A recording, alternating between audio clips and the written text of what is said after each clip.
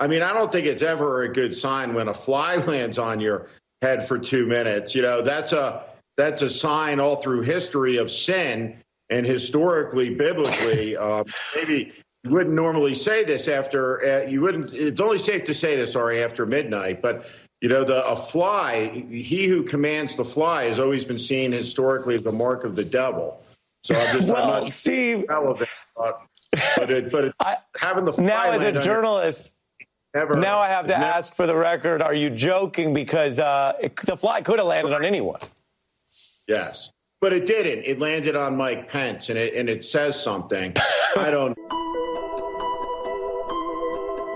Let us understand, North Vietnam cannot defeat or humiliate the United States.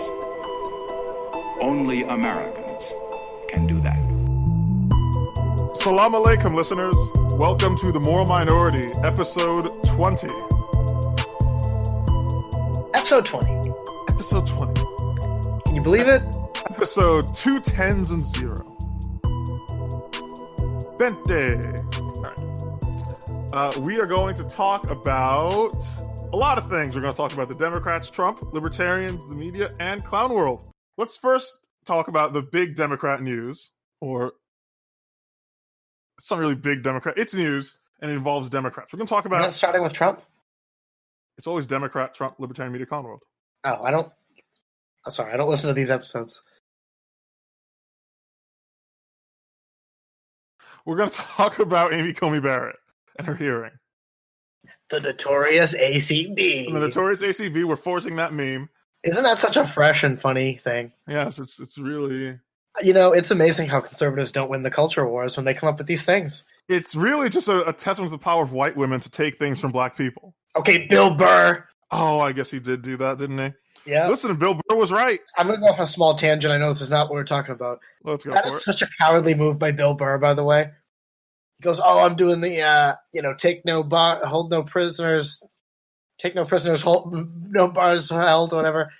The attack on white women. Oh, That's yeah. easy. It's the same thing white women do when they attack white men, where you point out that they're white, and then you turn and you stand with the group of angry mob, and you go, we're all against this person. Yeah. He's been married to a black woman for like 10 years. He's got no jokes about that. Nothing funny about that. Does he not make jokes about his wife? No, but he doesn't make jokes about her being specifically a black woman. Oh, There's nothing funny about that. Somehow he's interacting with all these white women that he's mining for material. It's almost as if he takes jokes about his wife and then just changes her to a white woman for the joke. But that would be a cynical thing to say. Bill Burr, the person... Comedians make jokes. They're 100% based on their real life. Bill Burr, the person, is married to a black woman, but Bill Burr, the character, is apparently married to a white woman. Yes. Anyway, back to Amy Coney Barrett. So it's the hearings. I haven't watched the hearings, but it doesn't matter because we, the people, get to hear about the most important parts of the hearing for a Supreme Court justice, which is that she is a bigot and that she is also an anachronism. So I've realized, I always know that my opponents are not very smart and also evil people. That's just the way it tends to work out. But I didn't realize just how insane the left-wing view of originalism was until I've heard people start talking about it for this hearing. They will say, this is the way it goes, if we were all originalists, they seem to think that originalism means adhering to the state of the Federal Register in 1789. We just ignore any laws that were passed since then, seemingly. So they think they think it means going back in time. Yeah. If Amy Coney Barrett were in charge, we wouldn't have light bulbs. Under originalism, Amy Coney Barrett wouldn't even be able to vote. But then again, we also wouldn't have COVID, so it's a trade-off. Yeah, we just repeal the last 130 years. They keep saying it, and it no matter how many times conservatives explain themselves, the left just doesn't understand. But it seems to be a genuine confusion. It doesn't seem like they're deliberate, or at least they are deliberately trying not to understand, but it's not as if they understand and they're lying. They really are foolish enough to think that Amy Coney Barrett has an ideology that is explicitly like to her own detriment. Right. As a black libertarian, I can tell you, no, she just wants to adhere to actual laws as written. If these complaints about originalism were applicable to Amy Coney Barrett's ability to vote, you'd have to believe that the 19th Amendment was passed in such a way that it was illegal. You know, I've gone down some pretty far right-wing rabbit holes, and I've yet to be told, like, hey, did you know that the 19th Amendment was actually, it wasn't really passed according to the actual ratification process. It was slipped in, you know, under cover of night. You know, it was like Woodrow Wilson signing in the Federal Reserve on Christmas when Congress was asleep at the wheel. To my knowledge, women can vote because the Constitution says they can explicitly. There's no creative reading of the 19th Amendment. It wasn't as though women's suffrage was just contrived out of thin air, some Supreme Court case just called Anthony v. State of New York or something, and Supreme Court was like, oh, yeah, women can vote because. But are you implying that the people who believe that there's a provision in the Constitution for final wishes might be lacking some sort of nuance when it comes to constitutional interpretation? It's not even a lack of nuance. It's just complete idiocy. It's inexplicable. You know, the mayor of Chicago or something was like, you know, am I an originalist? Oh, you're asking me, a black woman or whatever the hell she is? You know, the Constitution didn't even recognize me as a person back then. And now it does. And there was no creative reinterpretation. Like, slavery also was brought to an end by by force of arms, but by constitutional amendment. Yeah, but there's nothing also in the Constitution that didn't recognize, like there's the Dred Scott case, but that wasn't in the Constitution. Yeah, that was a court case. That's right. This is what Frederick Douglass argued. There's nothing in the Constitution that said, oh, by the way, black people aren't people. That wasn't in there. If it was, that would have been one thing. Dred Scott. I can't even finish that sentence as a joke because there's no way out of it. The thing about originalism, too, is that there is no real alternative philosophy to it, right? The alternative is it's all just up for grabs. Yeah. Even when people say, like, oh, it's a living document, is just an inversion of reality. The reason the Constitution is a living document is because there is an amendment process, not because it changes with the times based on you just rereading the words. If I wrote the Constitution and the Constitution just says, the law is whatever I thought it was at the time I was writing this, and then I shoot myself dead, you can't start creatively reinterpreting what I thought. Saying, well, I'm just going to start reinterpreting Marcel's statements. That's not how that works. You can say it's unjust. You can say, you know, Marcel, a constitution that is purely based around your subjective whims at any given moment is probably not the ideal way to run society.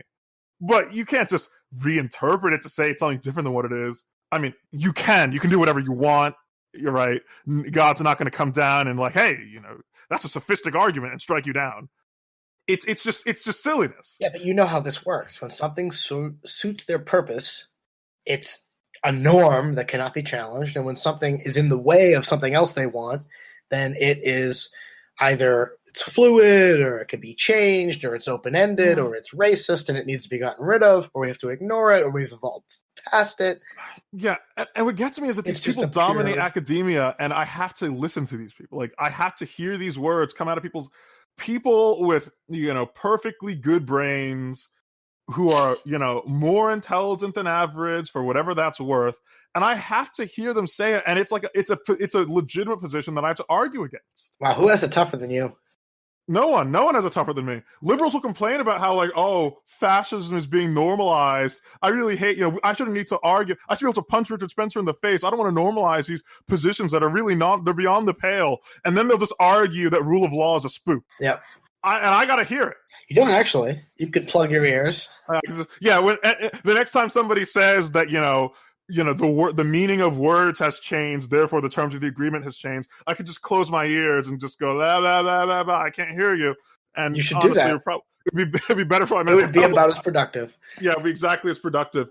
The alternative would be to insult them quite viciously, which, you know, is always a fun time. The other big thing in the Marcel owns the libs, Volume 5. The other ACB news was Amy Coney Barrett said an offensive term, and I know it's offensive because it was said to be so about 3 days before I record this podcast. She used the term sexual preference. We're going to have to bleep that. Apparently, phrase sexual preference is offensive because it suggests that being gay is a choice. And there's a lot to unpack there. Not that there's any point to doing it, but I'm going to do it anyway. One, even if it was a choice, I'm pretty sure we're at the point in our society where like that wouldn't cause any loss in legitimacy to the gay movement. Like, I'm pretty sure if gays just all came out and said, yeah, listen, we were lying before, we're all just choosing to be gay. It's not as if any of us are like, oh, well, then in that, we all secretly hated homosexuals. We just felt sorry for you because we thought you were forced into this lifestyle. But now that we know it's a choice, we're gonna repeal all the protection laws, just tearing down the wallpaper like, all the pride parades are over. Like, you just chose to do this. No one's gonna say this. Second of all, I don't think for anyone preference implies that you chose to have it. As an economist, like, preferences are indeed just given, right? We don't say, how do your preferences change? Well, actually, I mean, sometimes we say that, but it's not at all just built into the word preference. It's like, oh, it's a preference. That means you can change it. No, I prefer the color orange to the color purple. That's not a choice. Unless you're like Ayn Rand, you don't go, wait, no, which color is better? That's the one I will prefer. You just like one. Do you smoke? It's a very rational brand. Yeah, exactly. I used to like the color blue, but I thought about it, and I've convinced myself to prefer something different. Now I should like the color green, so I like that. That's not how it works. That's me arguing that it's not offensive, but it doesn't matter because nobody thought it was offensive until 3 days ago. Actually, nobody thinks it's offensive. That's the truth. People are saying that it's offensive, and they've literally changed the dictionary. We got to see Winston in real time correct the newspaper at the Ministry of Truth. Was it Merriam-Webster? Merriam-Webster changed the definition from, whatever it was before that basically said. They just put in the word offensive in parentheses before. Yes, they said it's offensive, can be used. It's a slur. A slur. It's a slur, Marcel. It's basically like saying the N-word. Oh, wait, I won't say. But it's basically like saying that. And the thing about conservatives, who are also very dumb, everybody, that's a running theme on this podcast, of course, is that liberals are very dumb and also bad people, and conservatives are just really dumb, ... is they they see it happen, but then they will do what I did, minutes ago, and begin to justify why it's not offensive, even though they know it's a pure contrivance. Yeah. And conservatives do this a lot, about being called racist, being asked to denounce white supremacy, being asked to say this or that. They will they'll see that it's a double standard, that it's purely just a manufactured thing to smear them. And they will nonetheless play along. Yeah, play along. It's like, you're only accusing me of racism because I'm white and on the right. That said, here's why I'm not a racist. Like, no. Everybody's like, oh, I'm just like Ronald Reagan. Fuck being like Ronald Reagan. Be like Nancy Reagan. Just say no. When they ask you to denounce something, just say no. If you believe that it's a disingenuous. Yes, obviously. No, honestly, when in doubt, just say no. Yeah, I know, but if on their own terms, they're looking at someone who's smirking at them, going, "What you just said is homophobic," and they basically are admitting, "I don't believe it. You don't believe it," and instead of just calling bullshit and saying, "You don't believe that," so I'm not going to address that. You don't even think that's true. That's when you need to do a Trump and say, you know it, everybody knows it. They say, hey, do you have anything to say about it? No. And you know what people say when I've already seen this about the Merriam-Webster?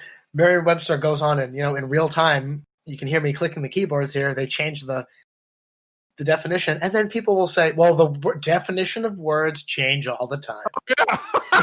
like that's the way they change. The way they change is Mazie Hirono, a senator from Hawaii, which isn't even a real country, goes on TV and just makes up because someone on Twitter decides I'm offended. Mazie Hirono repeats it on C-SPAN, and then the dictionary is pulled off the shelf and changed. That's not how words change. This isn't like Shakespeare inventing, word. Half the words we're using even in this conversation. But I couldn't think of one. Puking. He invented the word puking. It's just, language changes. Are you about to utter the word hypocrisy? Yeah. And now that I've told you, dear listeners, that the Democrats are hypocritical, I'm sure you'll never fall for their tricks again. You've seen this with the Amy Coney Barrett thing, where they keep playing the clips of the Democrats 3 years ago or 5 years ago, whatever, saying, the people's business is not being done